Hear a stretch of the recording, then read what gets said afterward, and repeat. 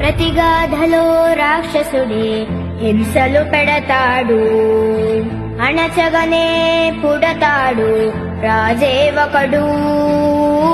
శత్రువునే కడదేర్చే పనిలో మన రాజు, హింసలనే మరిగాడు మంచిని మరిచే. ఆ నీచుడి అంతు చూశాడు, పంతంతో పోరాడి క్రోధంతో మారిపోయాడు. తానే ఒక రక్కసుడై సాధించే గుణం ఉండాలి, బలవంతుడైన ఎదిరించాలి. మీ ఓర్పు నేర్పునిక చాటాలి, గెలవాలంటే మన్నించాలి. యనమల రేవంత్ రెడ్డి అనే నేను